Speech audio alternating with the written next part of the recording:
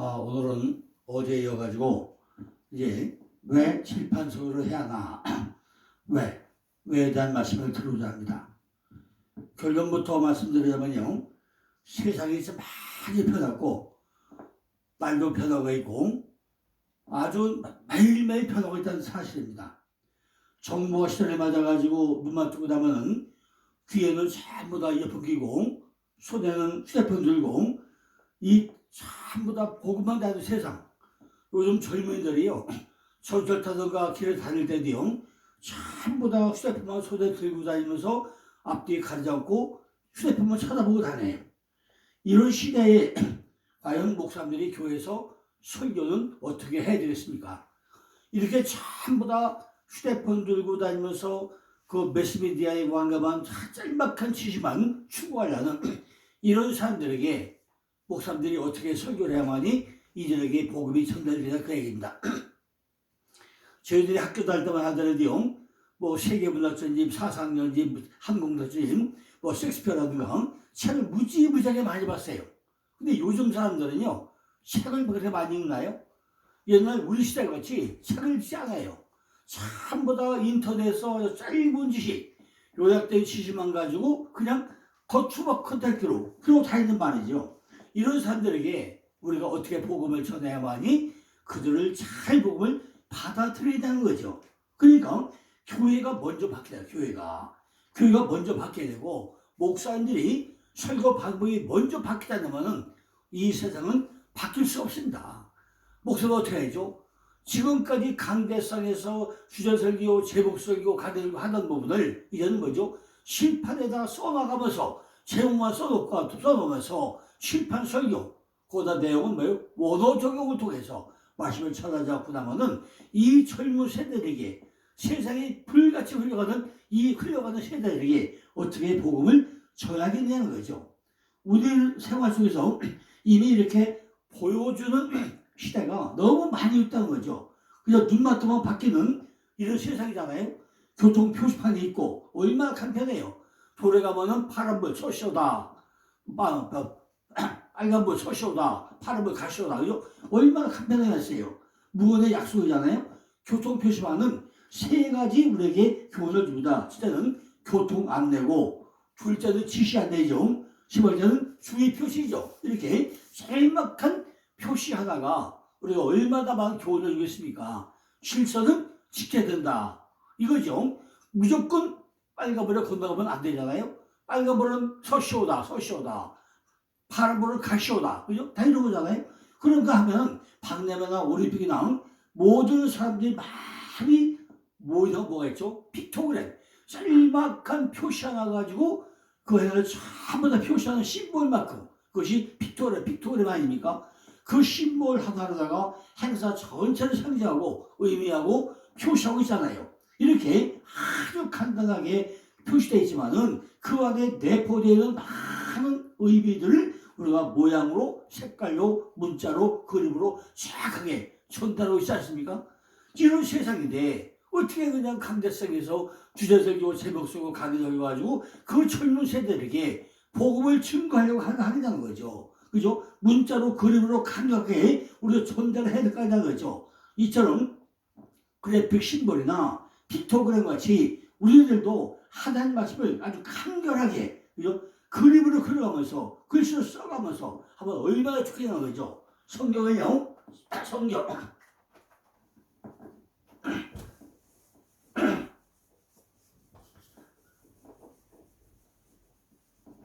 성경은요, 뿌리, 뿌리, 나무, 가지, 꽃, 열매, 이렇게 5가지 원리로 우리가 전달해야 돼요. 반드시 성경에는요, 뭐였어요? 뿌리. 근데 나무가 있고, 나무에 가지가 뻗어요. 가지가 있고, 가지 반이 뭐예요? 꽃이 펴야 되고, 꽃이 펴야 뭐 열대가 맺죠. 이 5대 원칙을 저는 성경에서 벗어나면 안 된다는 원칙을 가지고 있습니다. 제 책이 한 60여 권이 되는데 전부 다 책을 만들 때 기준과 원칙이 있어요. 성경에는 뿌리, 나무, 가지, 꽃, 열매가 있어야 된다. 이 5개의 원칙을 한 번도 쓰지 않아요. 이 원칙이 벗어나면 안 돼요. 반드시 뿌리가 있어야 나무가 올라가고, 나무가 가지가 뻗고, 가지가 뻗어야 꽃이 피고, 꽃이 피어 열매가 맺는다. 이 원칙을 우리 벗어나면 안 된다는 거죠. 똑같이 목사들도 주일날 설교를 할 때 설교 문 가운데 반드시 5가지 원칙이 있어야 되는데, 그게 뭐죠? 반드시 죽어야 산다. 죽어야 산다. 반드시 십자가, 피가 있어야 사는 거예요. 피가 있어야 십자가 있죠. 설교 가운데 어느 곳에 나는 반드시 뭐가 있어요? 피가 있어야 되고, 피가 있다는 게 뭐죠? 십자가예요, 십자가. 십자가에 있어야 되나요? 반드시 설교 가운데는 죽어야 살아요. 우리가 씨를 뿌려서 싹이 나면 뭐죠? 그 싹이 그냥 나옵니까? 반드시 씨가 죽어야 싹이 나오고 열매가 맺는 거예요. 내가 죽지 않으면 절대 싹이 나오지 않아요. 열매가 맺지 않아요. 이 원칙을 벗으면 안 된다는 거죠. 그러니까 우리가 칠판 설교에도 이런 공식이 있다는 거죠. 원칙이 있다는 거죠. 성경의 뿌리와 나무, 가지와 꽃과 열매, 이것이 많이 연결되어 있어야 되는데, 제가 성경을 보다 보니까요, 성경은 아주 수학 공식보다 더 정확하게 참나 맞아져 있어요. 그죠? 아주 성경은요, 수학 공식 같아. 전체가 아주 하나하나 참나 도표만다 보니까요, 너무나 공식화가 되어 있다는 거죠. 제가 만든 도표가 한 5,000개가 됩니다. 지난 40년 동안에 목사님들이 설교를 쉽게 할 수 있도록 제가 만들어낸 설교 도표가 한 5,000개다, 5,000개. 제가 어제도 청교도 영수고교에서 얘기했는데요. 우리 양수리 수학관에서 10년 동안 3,000명이 매월 3,000명의 목사님들이 오셔가지고 목회자 세미나를 했어요. 그때마다 제가 복사를 엄청 많이 해줬어요.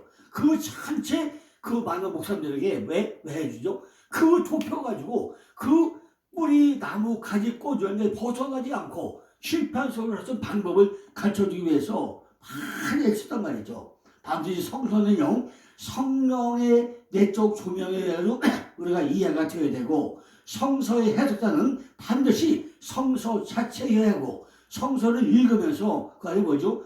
예수 그리스도를 발견하는 노력을 가지고 있어야 되고, 그런 의미 가지고 뭐예요? 우리가 성서를 읽어야 된다는 거죠. 반드시 성경을 읽을 때 그 안에는 뭐죠? 이렇게 뿌리와 나무와 가지가 꽃과 열매는 이 조건에 의해서 전부 다 도표화로 아주 수학적으로 다 맞아되는 게 성경이라는 거죠. 그러니까 제가 지난 40년 동안 왜 도표를 5,000개를 만들었겠습니까? 그 도표 5,000개를 그냥 만들었겠어요? 정말로 성경 전체를 다 써버려가지고 어떻게 하면 쉽게 가장 정확하게 성경에서 성경대로 말씀대로 전할 수 있을까? 방법을 연구하다 보니까 그 도표가 만들어졌다는 거죠. 왜냐하면 한국교회 부흥의 역사는 바로 말씀의 회복, 기도의 회복, 성령 충만이라는 이 회복의 역사가 있어야 하기 때문에, 또 칠판 설교를 통해서 가장 쉽고 간편하게 이루어질 수 있기 때문에 제가 밤새워서 도표를 만들어 놨습니다. 왜? 말씀에는 권세가 있고 생명력이 있고 능력이 나타나야 됩니다. 그죠? 생명을 살리는 설교는 말씀의 회복에서부터 시작이 된다는 것입니다. 부흥의 원리는 하나님을 만남으로 관계가 회복된 것을 의미합니다. 아니, 매일 주일날 교회에 예배를 하잖아요. 그 많은 분들이 주일날 교회 가서 예배를 하는데, 진짜 예배 가운데 하나님을 만나지 못하고 누가 만나와요? 전부 다 사람들만 만나고 가고, 진짜 그 하나님 보지 못하고 그냥 가는 분이 얼마나 많이 있습니까? 그죠? 그러니까 강대상에다가 전부 다 음식을 차리고 하다가 내가 퍼먹이던 것을 어떻게 해요? 칠판에다가 다 요리를 해놓고 요것도 먹으세요, 저것도 먹으세요 하면서 다 먹여줘봐요. 얼마나 쉽게 보고 듣고 말하게 한번 해보세요. 얼마나 양식이 맛있고 그냥 그 먹는 분들이 얼마나 신나게 먹겠는가. 그냥 그 교회 부흥은 뭐죠? 교회 부흥의 원리는 하나님을 만남으로 관계가 회복된단 말이죠. 우리가 주일날 교회 와서 누굴 만나요? 하나님을 만나야 하나님과 나하고 각자 관계가 다 이루어진다는 거잖아요. 그래 회복되는 거예요. 모든 교회마다 LCD 프로젝터가 전부 다 설치되어 있잖아요.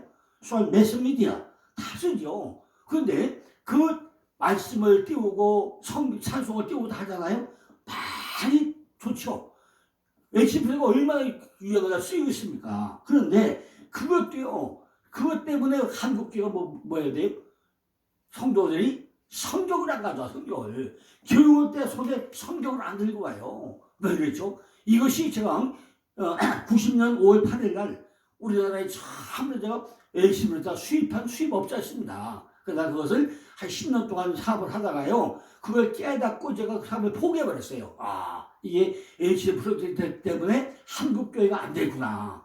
성도들이 성경을 안 가지고 말씀을 안 읽고 큰일 났구나. 그걸 제가 깨달은 다음에 사업을 포기한 사람이에요. 왜 그랬죠? 지금도 봐요. 핸드폰에다가 참 성경 깔아가지고 성경 들고서 몇 명이나 됩니까? 성경은요, 내 손을 떠나면 안 돼요. 아니, 핸드폰에 성경 얼마나 많이 있습니까? 성경을 읽으려면요, 똑같은 성경 두 권을 사가지고, 한 권은 얇게, 구약 네 권씩 하고 다섯 쪼개고, 한 권은 오리지널로 읽어가야 돼요. 그래야 성경을 제대로 볼 수 있는 것입니다. 그런데 성경을 안 읽어. 핸드폰 가지고 성경 읽어요?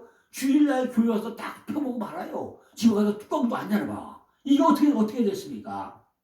옛날에는요, 한때는 학생들이요, 싱크와이죠. 그죠? 싱크와이를 많이 배웠어요. 또 뭘 배웠죠? 마인드맵. 그걸 많이 배워가지고, 전체 도표하는 것도 아주 쉽게 많이 교육을 시켰어요. 근데 요즘은 슬쩍도 없어졌더라고요. 한 10년 전만 해도요, 싱크와이즈나 아니면 마인드맵을 전부 다 그거 아니면 안 배우면 안 되는 식으로 갖췄는데, 언제부터 슬쩍도 없어져 버렸어. 그죠?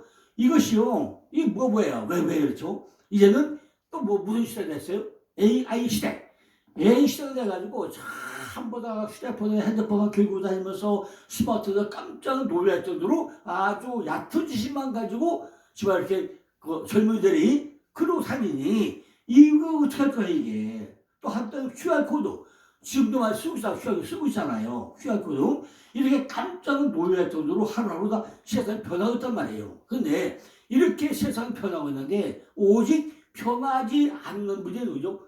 전부 다 목사님들이에요. 제가 20년 동안 목회자 세미나를 하다 보니까요. 정말로 어디까지 변하지 않는 목사 고집이 땡고집들이 많아. 세상은 잘 바뀌는데 목사님들이 안 바뀌어요. 설교 방법이 안 바뀌어.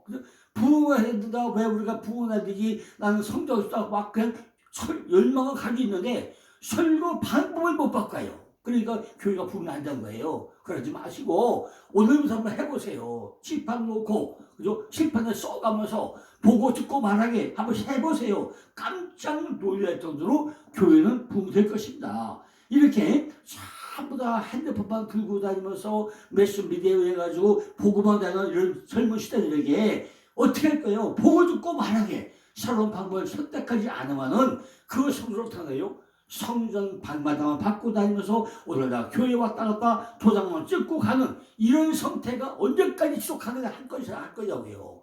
이 시대를 잘못하려면 어떻게 하죠? 목회자가 바뀌어야 돼요. 목사를 바뀌어야 돼. 어떻게 바뀌어야 돼요? 칠판 설교를 바뀌어야 돼요. 그게 뭐예요? 왜 칠판을 해야 되냐? 시간이 짧아, 시간이. 그죠? 어제 얘기했잖아요. 일주일에 168시간이에요. 일주일 168시간 중에 성도들이 오는 시간은 뭐죠? 딱 주일날 1시간. 168분의 1의 1. 그 짧은 시간에 그를 변화시키려면 어떻게 변화시키느냐고요. 옛날에요. 옛날에 많은 기업체를 해요. 정말 많이 했는데 요즘은요. 역발상의 사고가 지금 이루어지고 있어요. 옛날에 조선소에서요. 큰 배를 만드는데 도크에다가 물속에서 만들었어요. 그러니까 일이 효율이 안 올라. 그런데 그 현대 조선소에서요. 어떤 사람이 제안을 68번 배를 바다에서 마다 너무 힘들어. 그러니까 이 젊은 친구가요. 이제 맙시다. 우리가 육지에서 배를 만들어가지고 그걸 밑에다 바퀴 깔아가지고 끌어내봅시다. 68번을 제안할 때까지 전부 다 콧방귀서 웃기지 말아요. 시가 배는 여기서 만든 거야. 도쿄에서 만들어야 돼. 한 번도 안 하다가요. 아주 끈질기게 건의하고 나니까 한번 해보자. 그래서 육지에서 잘 전부 다 용접하고 전부 다 도장해가지고 밑에 바퀴 걸어가지고 딱 끌어내고 나니까 얼마나 쉽게 배가 만들어져요. 그러니까 경비가 얼마예요? 70% 줄어, 70% 줄어든 거예요. 그러니까 지금은 세상이 얼마나 바뀌었어요? 이 역발상에서 하나 때문에 지금 한국의 조선소가 전 세계 1위가 된 거 아닙니까? 그죠? 세계 1위가 한국 조선소가 없게요. 우리도 바꿔보자고 이렇게. 교회도 바뀌어야 돼요. 교회는 변화돼야 돼요. 교회가 역발상의 삶을 가야 된단 말이죠. 남들과 다 똑같은 방법으로 설교해서는 부흥이 안 된다고 했잖아요. 남들이 하는 방법, 그죠? 이 뭐죠? 설교 방법은 칠판 설교, 방법은 원어 적용. 그래가지고 뭐죠? 목사들이 다른 데도 달인, 설교에 달인이 한번 돼보시라고요. 칠판 속에 달인이 한번 되어보시라고요. 얼마나 신뢰가 쓰는가. 칠판 놓고요. 반복 하나만 있으면 딱 끝나, 그죠? 그리고 칠판 속 하다 보면요. 여유가 생겨요, 여유가. 말씀을 전하는데요. 여유가 생겨요. 시간을 널널해. 전부 다 보면서 들으면서 성전을 전부 다 눈떠다 흘려가면서 아주 집중적으로 그렇죠 안 그렇습니까 그렇죠 안 그렇습니까 해가면서요 얼마나 신뢰가 수 있어요. 이걸 한번 해보시라고요. 세 번째 뭐죠? 세 번째 이것이 뭐 이게 상관설교가 상관설교. 여러분 오늘 제가 설교는 이 말씀이 맛있죠. 말씀은 맛있어야 먹고 먹어도 또 먹고 싶고 또 먹고 싶고 이런 걸 유발시켜야 돼요. 얼굴을 맞추면서 눈도 다 마주치면서 칠판을 써가면서 그렇죠 안 그렇습니까 해보세요. 얼마나 말씀이 맛있고 그죠? 이거 하겠어요. 예배는 듣는 것, 보는 것, 말하는 것, 맛보는 것, 만지는 것, 냄새 맡는 것, 육감이 총동원돼야 돼요.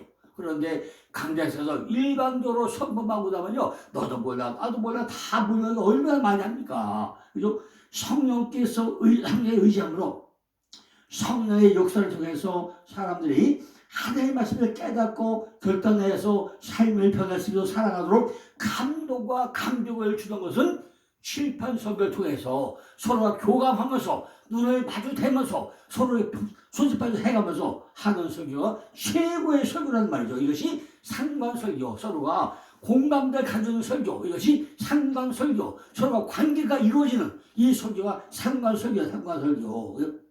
대나고 10월에 나고 지금 내가 설교하는 시간 동안에 서로가 살아가지고 나누고 눈도 다 따가지고 서로 교감하면서 서로 뜻을 같이 해가지고 한 설교가 감동과 감정 주는 설교란 말이죠. 성령께 의지해야 돼요. 모든 사람들이 듣는 것보다는 보고 듣고 말하는 것을 더 잘 기억을 한다는 거잖아요. 이렇게 뭐죠? 신앙스러운 삶을 보여주는 거예요. 말씀은 무엇이 이상해요? 말씀이 있어야 회복이 있어. 그죠? 말씀을 해보겠죠. 사람들을 향한 뜨거운 열정이 있어야 설교를 듣는 사람들에게 또 사랑이 있어야 하고 가르침보다는 배움에 대해가지고 연구해야 되고 환상과 비전을 주는 그런 목회자가 되어야 한다는 거죠.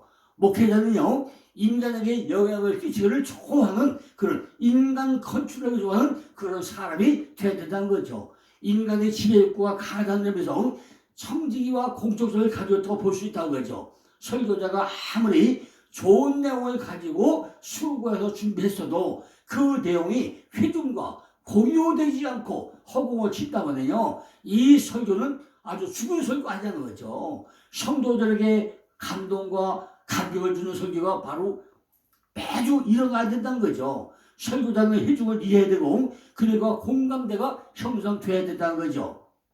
그들은 모두가 죽은 돌을 다듬는 예술가 아니라 한 사람을 모아가지고 집단적 예술품으로 만드는 최고의 예술가이기 때문이죠. 아니 예수님이 왜 목숨으로 했습니까?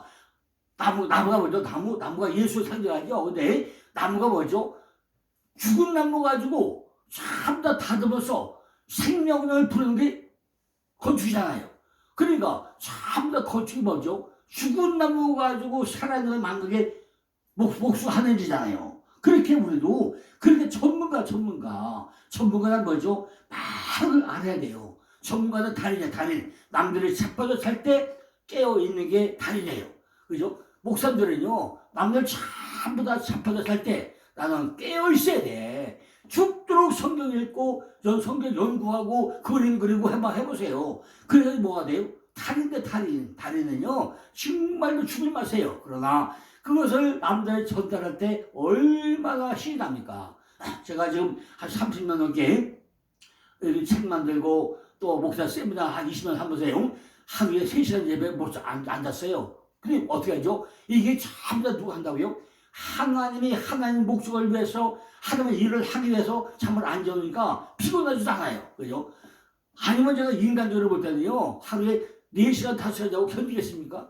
그런데 하나님의 그 열정을 겨우다니 불어넣어줘가지고 이걸 달인되게 하고 정말 신나게 일어나니까 피곤을 못 느끼고 지금까지 건강하게 지내는 이거 뭐죠? 하나님 일을 하기 위해서 하나님이 붙잡아주고 계시란 말이죠. 이렇게 전문가는 끊임없이 자기 개발을 하고 노력을 하고 연구해야 된다는 거죠. 똑같이 목사들도 이왕 목회할 바에는 목회하는 모르지만 이왕 목회할 바에는 남들보다 뛰어난 달인되고 그죠? 전문가가 되어가지고 정말 최고의 목회자가 되어야 될 거 아니냐는 거죠. 성도들이 교회 와서 사람은 잔뜩 만나는데 하나님 만나지 못하면 안 되잖아요. 프로그램만 보았는데 그죠? 성령의 역사를 만나지 못하면 뭐 하겠어요. 그러니까 정말 예배에는 환희와 기쁨과 축제의 요소가 있어야 한다는 거죠. 영의 세계는요 본질이 세계이고 인간 영혼의 깊고 깊은 세계가 바로 영의 세계 아닙니까? 머리로 가르치는 것이 아니라 가슴으로 뜨겁게 가르치는 것이 최고의 설교라는 거죠. 성도들이 뭔지 알아요. 목사님들이 정말 밤새서 노력하고 달이 되고 나면요 누가 먼저 알아요? 성도가 먼저 알아요. 목사님 표정을 보고 행동을 보고 먼저 은혜를 받아요. 실패의 글씨 쓰는 순간에 먼저 알아요. 왜? 눈으로 보고 글로 쭉 가다 보니까 먼저 느껴요. 것이 그냥 설교는요 본문의 언어나 역사의 문화를 이해함으로 끝나시 아니라 현대적으로 적용해서 성경의 세계와 오늘날의 세계가 전부 다 연결되는지 강의가 별 다를 것 없이 하면 안 되고 이걸 초월한 것이 뭐예요? 상관설교. 옛날의 구약과 지금 신약이 어떻게 연관되는지 우리의 삶과 어떻게 연관되는지 지금 오늘날 세상과 어떻게 내게 맞춰졌는지 그걸 전부 다 하나하나 찾아가지고 껴 맞출 때 이것이 뭐예요? 옛날과 지금과 과거와 예수님과 나하고 어떤 관계인지 하나님과 어떤 관계인지 이것이 다 하나를 만드는 게 뭐예요? 이것이 상관설교. 회중과 전혀 연결되지 않는 설교 지적은 되어 있는데 오늘날 상관과 적용되지 못한 건요 설교가 아니라는 거죠. 그죠? 그러니까 본문의 세계에서 발견된 메시지가 오늘날 회중의 삶과 아주 상황의 구체적으로 의미하는 게 무엇인지 우리가 원어 적용을 해가지고 원어에 보고 나면 아주 정확하게 단어 하나하나가 다 의미하고 우리에게 전달하는 내용이 있어요. 우리 한글 성경이나 번역 성경은요 번역은 잘못된 것이 너무너무 많아. 개혁성만 하더라도 1870군데가 오역이 돼 있어요. 다 틀리게 돼 있어. 그러니까 원어를 봐야만이 하나님이 우리에게 뭘 설명하다 내용의 본질이 그 안에 들어있단 말이에요. 근데 원어는 어렵다는 게 절대 없잖아요. 히브리어 글자는요 정말로 세상에서 가장 쉽고 배우기 쉬운 게 히브리어 글자예요. 아니 유치원 안 나와도 성경 읽을 수 있게 해놓은 게 성경 아닙니까? 대학원 나와도요 눈이 안 열리면 성경 안 읽어요. 이것이 히브리어. 아주 쉬운 글자 말이에요. 근데 왜 그걸 공부를 안 해요? 히브리어는요 제가 가르쳐보니까 22자잖아요. 22조면 100% 맞춰 주세요. 22조 글자 하나에 한 조 하니까 100% 맞춰가 돼요. 제가 2000년도부터 그냥 정말로 세미나할 때요 매번 일주일 내내 세미나인데 한 번 세미나할 때마다 400명 550명 뭘 때려 몰려 들었어요. 그죠? 그런데 그때 그 글자 하나 가지고 하루씩 알레포 베이터 끼면 딸레타 보세요. 하루씩 22조만 맞춰 끝나요. 22조. 그러면 정말 성경 다른 박사가 됐어요. 이렇게 아주 쉬운 게 히브리어 글자예요. 그러니까 우리는 그런 의미에서 상관설교가 뭐냐 정확히 우리는 알아야 된다는 거죠.